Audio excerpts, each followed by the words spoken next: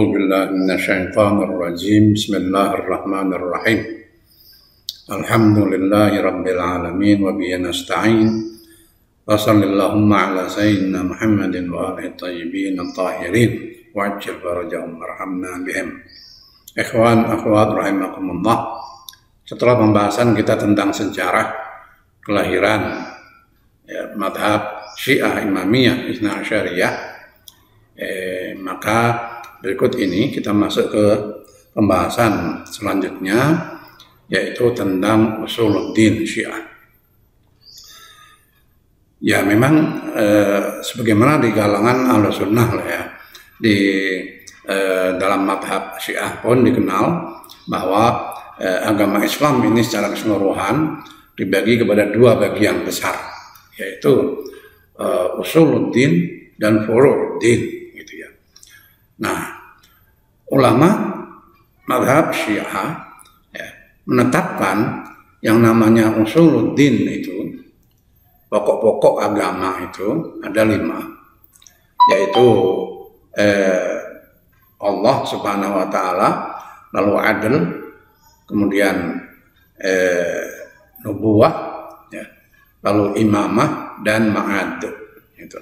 Nah, mereka memang ya 5 ini yang dinyatakan sebagai usuluddin. Ya. Sementara di kalangan Ahlussunnah wal Jamaah kita kenal ada istilah arkanul iman, rukun-rukun iman yang 6. Memang kalau kita perhatikan poin-poinnya arkanul iman dan usuluddin itu berbeda. Ya, ada perbedaan. Ada 3 poin yang di dalam arkanul imannya Ahlussunnah tidak disebutkan di dalam usuluddinnya Syiah.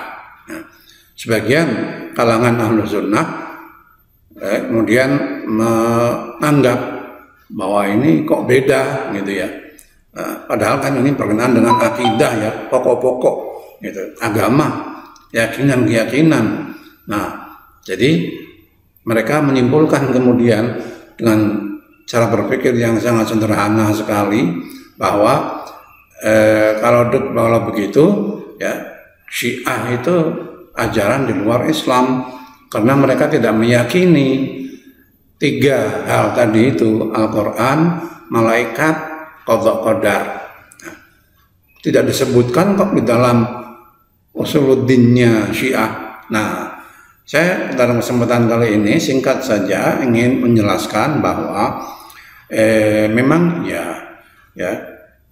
malaikat, kitab-kitab dan qadha qadar tidak disebutkan di dalam usuluddinnya Syiah, karena ulama Syiah menyebutkan 5 poin itu tadi sebagai usuluddin, karena sifat-sifat yang dimiliki oleh kelima hal ini, yaitu apa?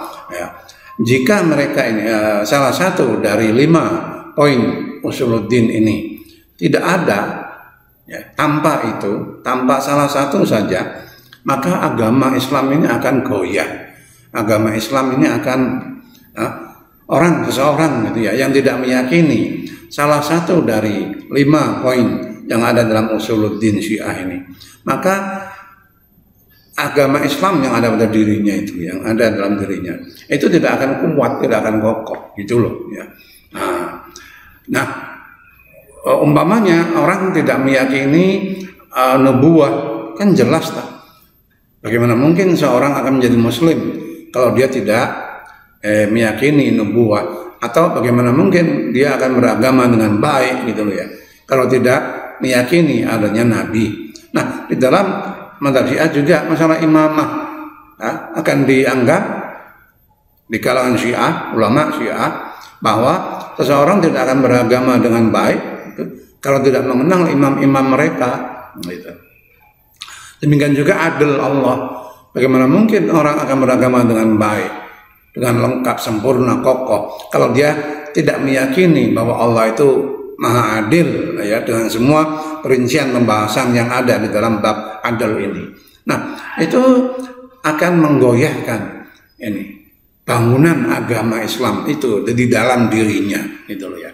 Nah, sedangkan kalau kita mau bandingkan ya dengan malaikat umpamanya, sesungguhnya posisi malaikat itu seberapa penting pun ya, seberapa besar, agung ya peran mereka itu pada kenyataannya, dan itu kita semua meyakini. Akan tetapi tetap saja dia bukan bagian dari usuluddin, karena sesungguhnya ya, meskipun tidak ada wujud malaikat itu, maka agama ini akan baik-baik saja. Agama Islam ini akan baik-baik saja, karena beberapa peran malaikat yang kita tahu, kita yakini ya, umpamanya malaikat Jibril alaihissalam. Dia bertugas menyampaikan wahyu kepada para nabi sejak dulu sampai nabi kita Muhammad sallallahu alaihi wasallam. Nah, akan tapi Allah mampu kalau untuk menyampaikan wahyu kepada para nabinya tanpa malaikat Jibril pun, gitu loh. Jadi peran malaikat Jibril dan malaikat-malaikat lain itu bukan pokok, tidak pokok, gitu loh. Tidak ada yang mengharuskan wujud secara akal ya. Akal tidak menyatakan bahwa wajib wujudnya malaikat itu, gitu loh. Nah, tanpa adanya malaikat maka agama ini akan kacau, akan runtuh. Tidak seperti itu. Nah, itu ya. Malaikat-malaikat lain pencabut nyawa umpamanya ya, keberadaan malaikat pencabut nyawa tentu kita yakini, dalam Al-Qur'an disebutkan, dalam hadis lebih terperinci lagi disebutkan. Malaikat Jibril itu malaikat Israel ya, pencabut nyawa. Bukankah Allah mampu saja kalau tanpa malaikat Israel pun, gitu ya, mencabut nyawa orang yang sudah waktunya meninggal umpamanya. Jadi wujud malaikat ini ya tidak wajib, tidak harus ya, gitu. Tanpa malaikat pun segala sesuatunya bisa saja Allah Subhanahu wa taala lakukan dan tetap saja baik-baik semuanya, itu loh ya. Makanya wujud malaikat, meskipun orang-orang Syiah meyakini ya keberadaan mereka sama persis sebagaimana keyakinan Ahlus Sunnah wal Jamaah, tapi dia bukan usuluddin, gitu loh. Itu masalahnya ya. Baik, demikian pula hal-hal lain yang tidak masuk dalam usuluddin, karena dia memang bukan pokok, gitu. Ya. Di antara ciri-ciri sesuatu itu adalah usuluddin, yaitu asal daripada usuluddin ialah bahwa dalil-dalil untuk menetapkannya adalah akal, itu yang utama. Semuanya ditetapkan dengan akal, dalil-dalil akal yang 5 ini, yaitu Allah, adil, nubuwah, imamah, ma'ad. Kelima-limanya ini dalil-dalil utamanya adalah akal. Akal kita, logika, itu ya. Sedangkan malaikat umpamanya, wujud malaikat ya, akal kita tidak bisa menetapkan keharusan wujud malaikat ya. Tapi keharusan wujud Allah, keharusan wujud nabi, imam, para imam ya, kemudian adil Allah dan ma'ad, itu semuanya dalil-dalilnya adalah akal. Nah, itu diantara ciri-ciri sesuatu itu dinyatakan sebagai usuluddin ya. Di luar ini tetap diyakini, tetap diimani bahwa pengingkarnya adalah kafir dan sebagainya, akan tetapi tetap saja hal-hal itu, hal-hal yang di luar usuluddin ini ya, meskipun harus diyakini ya, tetap bukan usuluddin. Dia furu' dari masalah-masalah keimanan, masalah akidah, itu cabang dia itu. Umpamanya malaikat itu cabang dari keyakinan kita kepada para nabi, gitu. Di situ dibahas tuh Al-Quran, dibahas kitab-kitab suci, dibahas di bagian ya pokok yang kedua atau yang ketiga ya, di dalam susunan usuluddin Syiah itu, yaitu nubuwah. Itu di situ dibahas tentunya dong kitab, bahkan di bab adil pun sudah dibahas itu ya, keharusan adanya wahyu, gitu ya, keharusan adanya nubuwah. Nah itu kemudian itu dibahas tuh, bahwa Allah Subhanahu wa taala ketika menciptakan makhluk-makhluknya, manusia terutama, Maka di antara sifat adil Allah itu, Allah tidak akan membiarkan makhluk-makhluknya ini tanpa petunjuk. Karena Allah akan meminta gitu loh dari manusia ini untuk supaya mengabdi kepadanya, kan gitu. Nah, lalu bagaimana cara kita beribadah kepada Allah, cara kita mengabdi kepada Allah itu manusia tidak tahu, gitu ya. Singkat saja bahwa kemudian dari sinilah Allah wajib menurunkan petunjuk-petunjuk, dan itu wahyu. Dan wahyu ini diberikan kepada orang-orang tertentu, lalu orang-orang inilah yang menyampaikan kepada manusia pada umumnya. Nah, orang-orang inilah kemudian para nabi, gitu ya. Dan petunjuk-petunjuk itu dikumpulkan, dibukukan, gitu, menjadi kitab-kitab suci, termasuk Al-Quranul Karim. Nah, jadi keyakinan tentang Al-Quranul Karim itu sendiri adalah bagian dari pembahasan ya adil, juga pembahasan di bab nubuwah, gitu ya. Nubuwah itu sendiri dia menjadi asal pokok di dalam agama ini, karena tanpa adanya nabi ya agama ini akan jadi musnah lah, gitu. Islam tidak akan berdiri dengan sempurna dong, gitu ya. Jadi demikian pula imamah dan keyakinan tentang ma'ad, hari akhir, dia juga pokok. Karena tanpa keyakinan kepada adanya hari akhir, ya, di mana di situ ada pembalasan amalan baik ya baik, amalan yang buruk ya buruk, dan seterusnya. Itu tanpa keyakinan ini agama seseorang akan porak-poranda, hancur. Orang tidak akan mementingkan lagi agama itu. Ya. Kalau umpamanya manusia hidup di dunia ini mati terus selesai sudah, tidak ada kehidupan lain lagi di alam lain gitu, nah, maka akan sia-sia kita beragama. Apa gunanya kita beragama?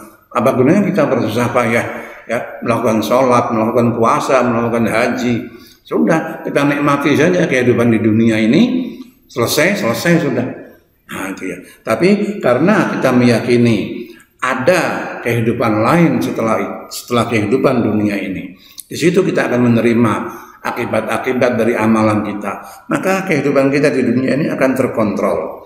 Nah, agama seorang akan baik, iman kepada hari akhir itu akan menjaga Islam pada setiap orang. Nah, itulah dia pokok toh, di mana Islam berdiri di atasnya. Nah, maka dia masuk dalam usuluddin. Begitu ya ciri-ciri yang disebut sebagai usuluddin. Mungkin itu secara singkat bisa dijelaskan lebih luas, lebih baik lagi. Ya, sekedar untuk menjelaskan gitu loh ya, bahwa orang-orang Syiah meyakini semua apa yang ada di dalam arkanul imannya Ahlus Sunnah itu.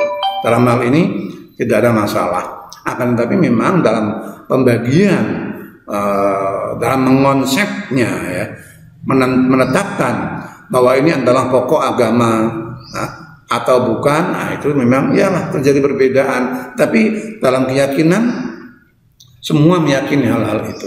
Ya, orang Syiah meyakini semua yang ada di dalam arkanul imannya Ahlus Sunnah wal Jamaah. Sehingga dalam hal ini bisa dibilang tidak ada beda ya gitu antara Syiah dengan Ahlus Sunnah, kecuali dalam beberapa hal yang itu justru ya beberapa memang pokok, tapi makanya di dalam mazhab Syiah pun ya masalah imamah umpamanya itu kan imamah itu diyakini sebetulnya.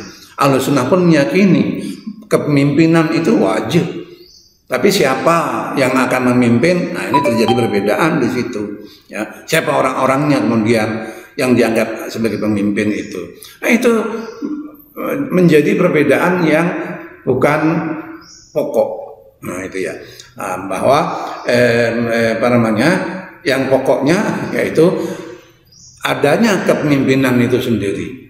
Nah itu ya, bahwa imam setelah Nabi untuk umat muslimin itu wajib. Nah itu ya, wajib. Nah meskipun ada beberapa perbedaan tetap ya di dalam masalah ini, tapi itulah perbedaan yang perincian kemudian. Nah dengan demikian ikhwan akhwat rahimakumullah, saya berharap untuk selanjutnya lah ya, kita semua mengharapkan bahwa tidak akan ada lagi yang mengatakan bahwa iman orang Syiah dan orang Ahlussunnah berbeda, kemudian yang ini sesat, yang ini sesat dan seterusnya, itu ya, tidak akan ada lagi insya Allah. Dan kita akan lanjutkan pembahasan ya, ke uraian pokok-pokok dari usuluddin madhab Ahlul Bait ini pada pertemuan-pertemuan selanjutnya insya Allah. Wabillahi taufiq wal hidayah. Wassalamualaikum warahmatullahi wabarakatuh.